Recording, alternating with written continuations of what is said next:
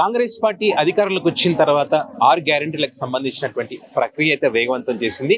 ఇప్పటికే ఉచిత బస్సుకు సంబంధించినటువంటి కార్యక్రమం అయితే మొదలుపెట్టినటువంటి పరిస్థితి. మిగతా గ్యారెంటీలకు సంబంధించి కూడా మరి ప్రజల చేత మరి యొక్క అప్లికేషన్ తీసుకునేటువంటి కార్యక్రమాన్ని అయితే మరి ఏర్పాటు చేయడం జరిగింది. దానికి సంబంధించి డిసెంబర్ 28 నుంచి జనవరి 6 వరకు కూడా ఈ కార్యక్రమం కొనసాగుతుంది.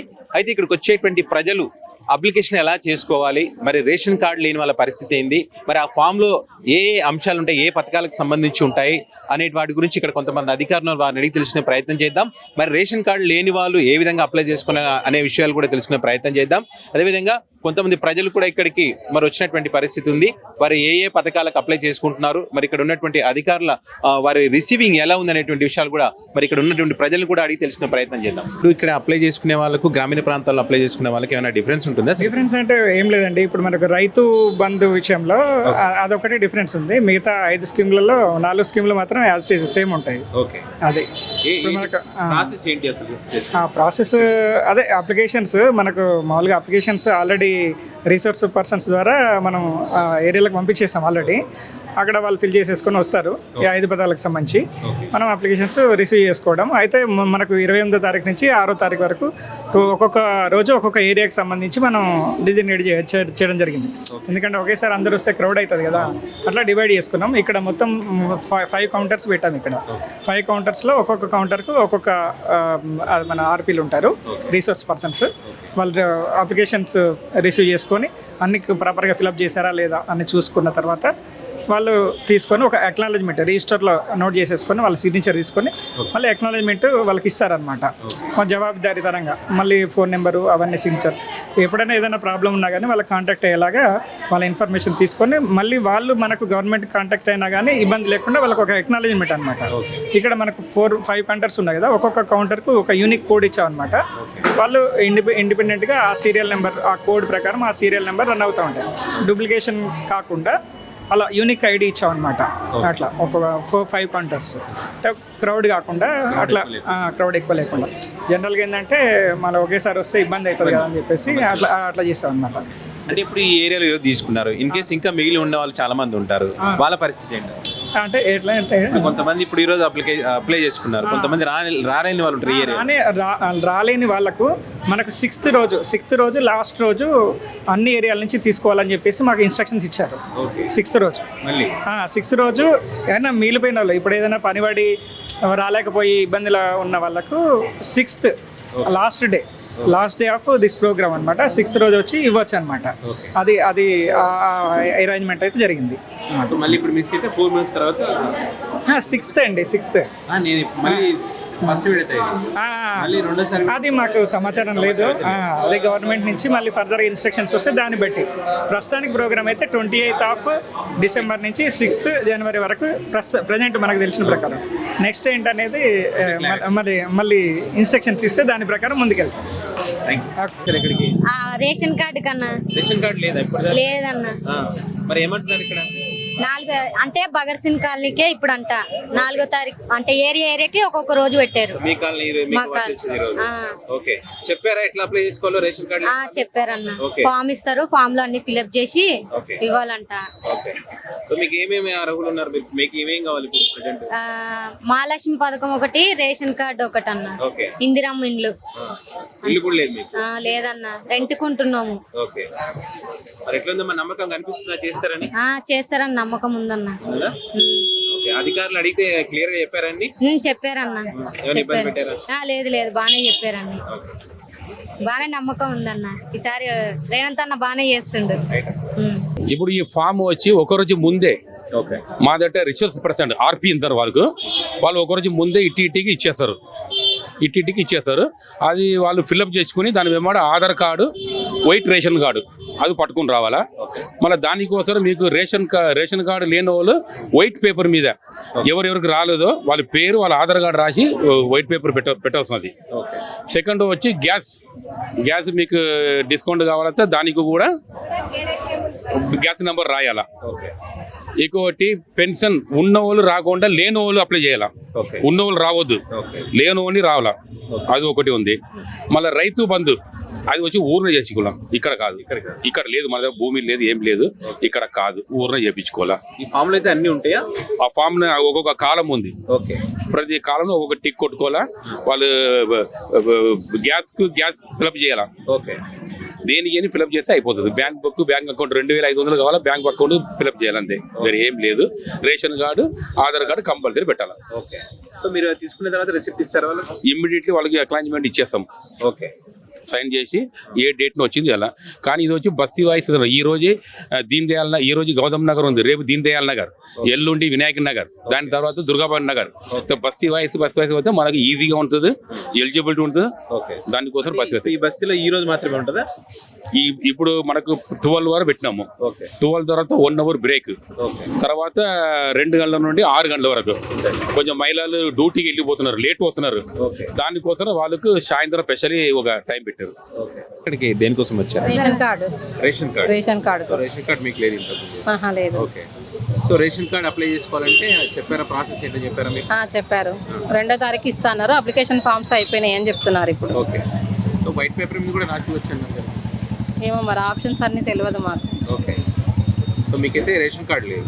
రేషన్ కార్డు లేదు. సో రేషన్ కార్డు మీకు సొంతంగా ఇల్లు కానీ స్థలం ఏం లేవు. ఏమీ లేవు? ఏమి లేవు. ఓకే. సో ఇప్పుడు రేషన్ కార్డు వస్తేనే ఈ స్కీమ్లో పెట్టుకోవడానికి ఛాన్స్ ఉంటుంది. ఓకే. రేషన్ కార్డు కావాలి కదా ఏ దానికైనా కానీ, ఫస్ట్ అది ఉంటేనే. ఓకే. దానికోసమే అప్లై చేద్దామని వచ్చాము ఫామ్ తీసుకొని. సో మళ్ళీ సెకండ్కి రమ్మన్నారు. ఇగో పొలం నాకు లేదు, ఓకే. ఇక్కడ పొలం అని రాసిరట కదా. పేరు, హోదా. ఆ, ఇప్పుడు ఏ పథకాన్ని పెట్టుకోవడానికి వచ్చినావు? నాకు గ్యాస్ లేదు, పింఛన్ లేదు. ఓకే. ఈ రెండిట్ల గురించే వచ్చిన కానీ ఇవి పొలం ఎక్కడుంది, నాకు ఒక కోట రాసి ఇచ్చిందే ఉంది, ఓకే. అంత తప్ప ఏం లేదు. ఓకే. అందుకే ఇక ఇది పెట్టిండు కదా మళ్ళీ వచ్చింది ఇప్పుడు. ఓకే. పింఛన్ గురించి మా భార్య కాలు ఇరిగింది, పింఛన్ రాపిలేదు. ఓకే. పింఛన్ రాపినికి నాకు వయసు అయింది కదా, పింఛన్ రాపినికి అదేమో రాసినట్టు మీద 2500 ఇస్తారంట కదా, దాని గురించి రాపి 2005. అంటే ఇప్పుడు మీరు ఆల్రెడీ కార్డు ఉందా మీకు? రాసినట్టు రేషన్ కార్డు ఉందా? Ration card, Aadhaar card, voter list అన్నీ ఉన్నాయి.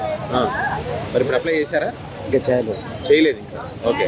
తెలుసా మీకు ప్రాసెస్ ఏందని చెప్పారంతా వాళ్ళు? ఎట్లా చేయాలి, ఎట్లా అప్లై చేసుకోవాలని చెప్పారు? తెలియదండి. తెలియదు. మరి ఫామ్ తీసుకున్నావా? ఫామ్ తీసుకుని. ఓకే. మరి ఎట్లా ఓకే అయితే కనుక మీకు పింఛన్ వస్తుందనే నమ్మకం కనిపిస్తుందా మరి ఈ ప్రభుత్వం ఇస్తుందని? వస్తాయని నమ్మకం ఉంది. ఓకే. ఇంతకుముందు అయితే ఎప్పుడు రాలేదు, మీకు ఏం రాలేదు? ముందు రాలేదు, రాపిలేదు. ఓకే. భార్య కాలు ఇరిగినప్పుడు కూడా నేను రాపిలేదు, అప్పుడు ఓకే. రాపి. మళ్ళా ఇల్లు డౌన్ అయిపోయింది, ఇల్లు కట్టుకోనీకే ఓకే. ఇవి పెట్టాం. రేకులు రూమ్ అది, ఓకే. అంతే, ఇంకేం పెట్టాం. తీసుకున్నారు? అప్లై చేస్తే తీసుకున్నారా? చేసుకున్నాం సార్. ఇది స్లిప్ ఓకే. స్లిప్ ఇచ్చారు సార్. ఇది రిసిప్ట్ ఇచ్చారా మీకు తిరిగి? ఈ రసీదు ఇచ్చారు. ఏం పెట్టుకున్నామా? చూడండి, మహాలక్ష్మి పథకం ఒకటి, గృహజ్యోతి పథకం ఒకటి, ఇందిరా మహిళల పథకం ఒకటి, 3 పెట్టుకున్నారు మీరు. 3 పెట్టాం సార్. ఓకే. 3 లేవు మీవి కదా?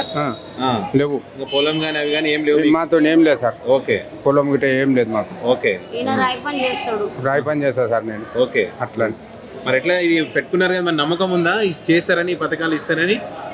చేస్తారు కదా సార్, ఇంతమంది పబ్లిక్ చెప్తుంటే చేస్తారు కదా. ఫస్ట్ వాగ్దానం ఇచ్చారు కదా సార్, చేస్తారని వాగ్దానంతో మేము ఆయన అభిమానంతో పెట్టినాం. ఓకే. అట్లా మరి ఇక్కడ రిసీవ్ చేసుకోవడం కానీ అది కానీ బాగానే ఉందా? బాగానే ఉంది సార్.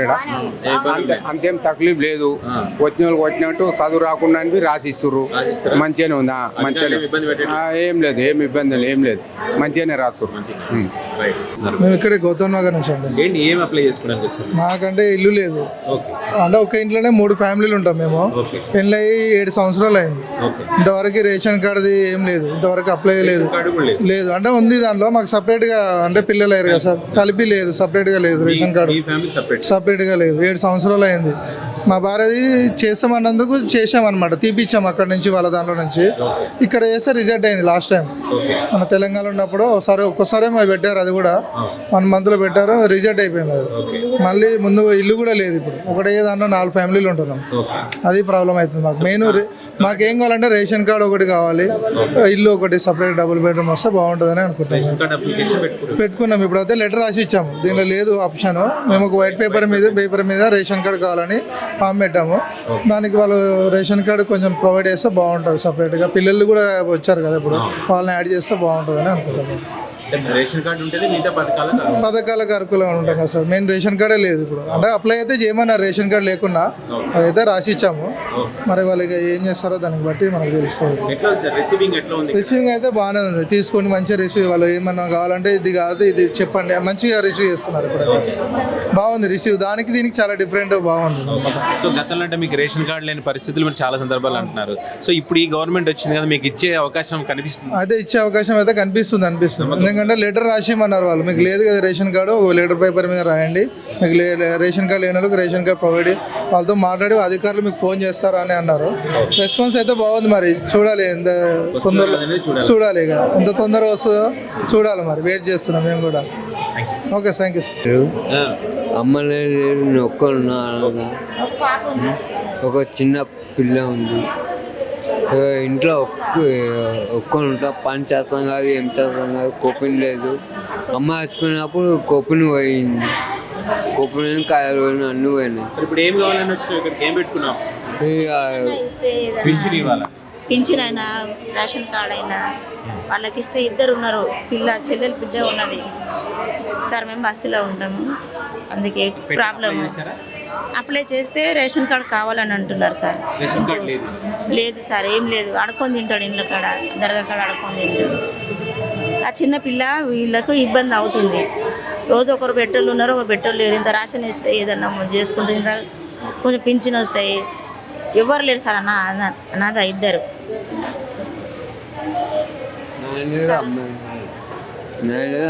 రేషన్ కార్డు అప్లై చేయాలి సార్.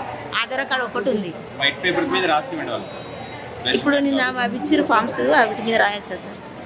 రేషన్ కార్డుకి అయితే వైట్ పేపర్ మీద రాసి ఇవ్వాలి. దాంతో పాటు మీకు ఏం కావాలంటే దాన్ని టిక్ పెట్టుకుని వేరే పేపర్ తీసుకోవాలి. వేరే పేపర్ ఇక్కడ ఇచ్చే పేపర్ తీసుకోవచ్చా సార్? సరే సార్. అదే సరే, ఎక్కడి నుంచి వచ్చారు సార్? మా ఇక్కడనే మాగంటి కాలనీ. ఓకే, ఏం అప్లై చేసుకోవడానికి వచ్చారు ఇక్కడికి? మేము ఇంకా మా కాలనీకి 6వ తారీఖు వస్తారు. ఓకే, 6వ తారీఖు అక్కడ ఫిల్అప్ చేసుకుంటాం. నాకు పింఛన్ లేదు. ఓకే, ఒకటి ఏదో గృహలక్ష్మి ఏదో ఇప్పుడు మళ్ళీ పెట్టింది కదా, అవును, దానికి ఒకటి, ఇంటికి 500 సిలిండరు దానికి. ఓకే, అవి పెట్టుకుందాం అంటే ఇక్కడ ఏం జరుగుతుందా, ఎట్లా ఫిల్అప్ చేస్తానరా చూద్దామని వచ్చా, కనుక్కోడానికి వచ్చా. మాకు ఇంతవరకు పింఛన్ లేదు, ఏం లేదు. ఇప్పుడు దగ్గర 65 సంవత్సరాలు నాకు, ఇంతవరకు ఏం లేదు. అదే చూసిపోదాం ఎట్లా ఫిల్అప్ ఎట్లా చేస్తున్నారా అని.